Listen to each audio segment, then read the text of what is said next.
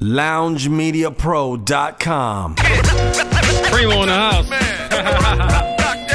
I had to get you with that one right there, man. Yeah. Little Limp Bizkit Method Man, produced by my man Primo. DJ Premier's in the house, everybody. No doubt. 9-3.5 KDAY. I know you're busy right now, brother, so I had to come get you out the studio and do what we had to do, man. Yeah, man. Sorry I'm late. You know, I would never be late to your show.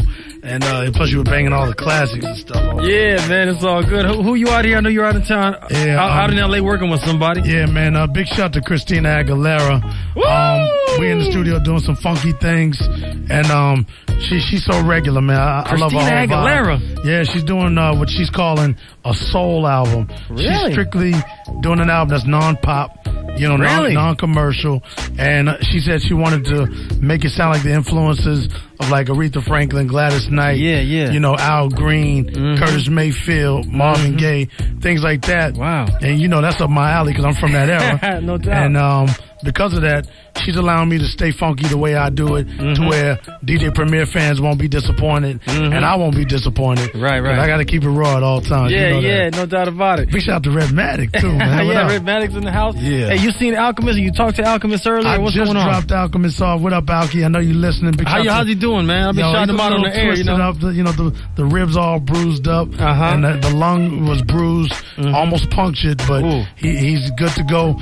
Big shout out to the Alchemist. Much love, man. He's been hanging with us for the last 3 nights. I hope he's doing good, man. Shout out to Alchemist, man. Yeah, and big shout out to his brother Neil, who just got out of the hospital today. Cool. He had a broken neck, you know what I'm saying? From the same accident. No doubt. And he had 100% successful surgery.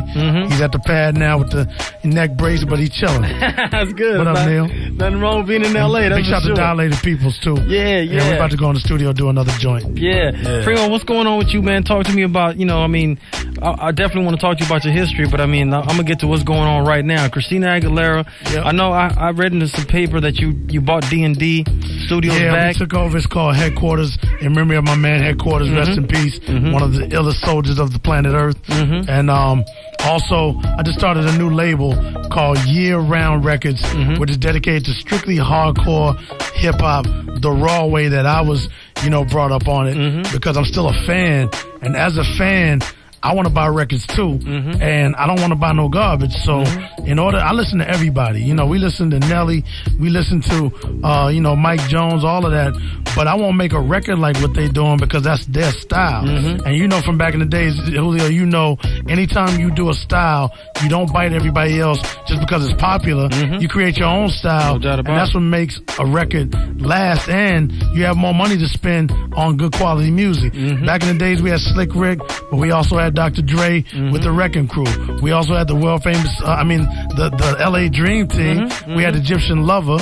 We had Ice-T, but then we also still had Eric B. and Rakim, Run DMC, Houdini, so many varieties. It was like, damn, I got to save my money to buy all 10 of these albums. That's right. Now, there's like 10 new albums out there in hip-hop, and nobody want to buy none of them because they whack. Yeah, no doubt, you know what I'm saying? And they know they whack. Let me ask you, Primo, why buy D&D Studios back? I mean, give people the history of D&D because, I mean, we're out here on the West Coast. Yeah. Tell them about D&D and that studio and what you've done there. D&D Studios is a studio I started working at back in 1992 after Step in the Arena came out. And after that album came out, first of all, the reason why I worked at Calliope Studios when we did Step in the Arena was because De La Soul did their records there, Tribe Called Quest, Queen Latifah, you know, all their records had a certain dirty sound to it. So I went with the dirt was, but still you have to create it with your own ear. And I did that there.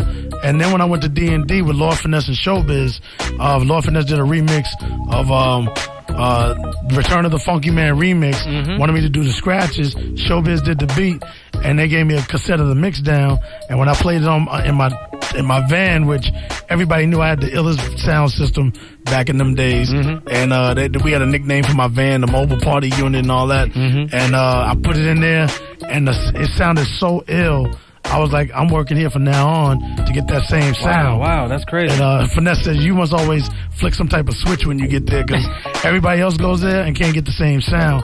But it's the ear, and that's what I have, a musical ear. Well, check it out. I mean, I want to play him a little some of your musical ear, man, real quick. We got so much stuff to play from Primo. DJ Premier's in the house with us tonight. 9 o'clock bomb, everybody. Yeah.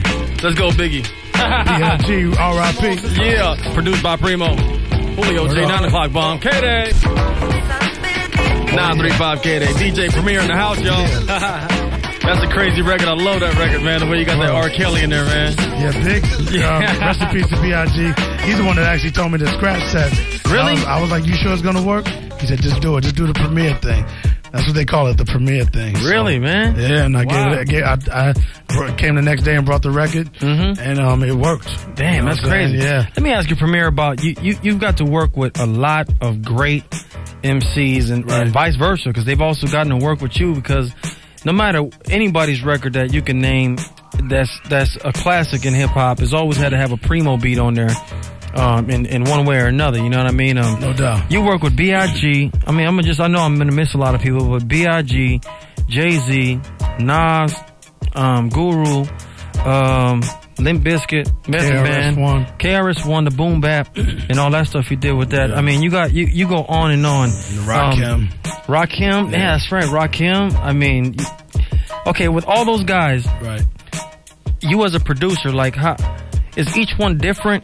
Oh, in their different ways? Without a doubt. How do you learn? How do you work with people differently? If you have one style of what you're doing, how do you like deal with Rakim and then get him to say what you want to say on your beat, and then tell Biggie, you know, do it this way, or do you even have to do that with those guys? I'll be honest with you. This is what we were talking about off the air just a second ago. With me, I'm such a fan of hip hop to where I'm proof that you don't have to be only 16, you know, like Lil Bow Wow's age, all the way up to, like, say, the kids that listen to Fabulous. You know what I'm saying? And think that from that distance of a age group of people that buy hip hop records, that's the only audience that cops hip hop. Again, I'm 38, proud of it, lived through all the dirt and the good and the bad of living life, and I got to still be a fan of hip hop because I'm of that culture. So why should I be in my 30s and all of a sudden I can't do it no more because I'm too old? If that was the case, rock and roll, jazz, country music, blues, everything was shut down. You know what I'm saying? Everything was shut down. This is a young man's sport, but you done with being young when you done with being young. I'm a young man with a intelligent adult mind state. So when you're an adult, you want adult stuff to buy. I don't want to buy no kiddie rap. So what I do, I got to make some joints I can relate to. I can relate to the young dudes that talk about the streets, but we did it before you. So y'all ain't telling us nothing new. We can always school you because we know what time it is. Y'all come up with some new slang. It still ain't on the level of what we developed. So because of that, I will continue to put the records out based on my fan mind state. And as a fan, I'm a fan of Biggie, I'm a fan of Rakim, I'm a fan of KRS-One. So I came at them the same way of what I wish I could hear as a fan's request from that artist. It's like, oh, I wish we could do a record like this. Oh, let's do it. Boom. And I come with that type of a beat structure, and then it just happens to match. Not all the time. I got a lot of garbage tracks that I've produced that I wasn't happy with, and then they won't come out. I got a lot of stuff that's sitting in the stash, and some may come out, but I'll touch them back up. But I go, and it's always based on the artist too. Let me ask you, Primo, about digging for records. Right. You pick some really great samples that people may not know because you know they don't understand the producing and they're just hearing it as a fan. Yeah. There's a great record you did with Biggie where you just scratched. Yeah, 10 Crack Commandments. 10 Crack Commandments. Yeah. That's just a scratch of one part. And I got to hear that original record, and I was like, wow, man. When I heard it the first time, I said, like, what made you pick that? What makes you? How do you hear? Do you just hear a record and say, hear it in my head. I'm gonna rate this record this way. I'm gonna take this piece. Yeah. But sometimes, most of the time, it's experimentation. Like, if it's an artist that I'm really a big fan of, already, I'm just so excited to give them a banger that I usually I might start with my drums or just look for a sound that matches the atmosphere that I hear in my head.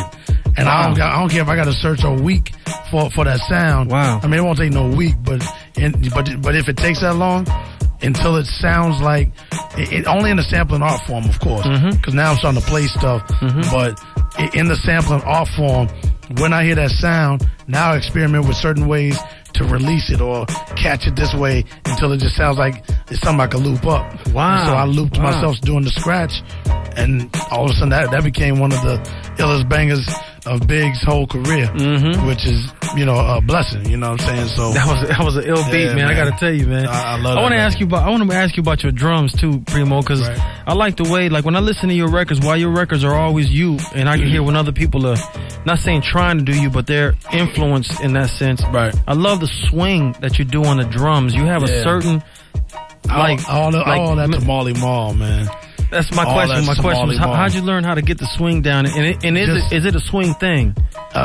You know, it's just like I wanted to duplicate what he did without biting and copying. Because you can adapt his style and change into your own style where, you know, again, back in the days, and you know, Julio, back in the days, if you sound like somebody else, cats would actually fight you. Oh, yeah, saying, yo, you sound like my man, you a biter. You're a biter, that's it. Now, everybody has to sound the same just to get radio play. You know what I'm saying? So, you know, we call them microwave records or, you know, ding-ding records or whatever you want to call them, but they're limited. You don't remember them later. Yeah. To this day, you put on Paid in Full, it still feel good. You put on an Ice Cube record, still feel good. NWA record, still feel good. Snoop records still feel good. These records are just called, you know, it's like having a temp job.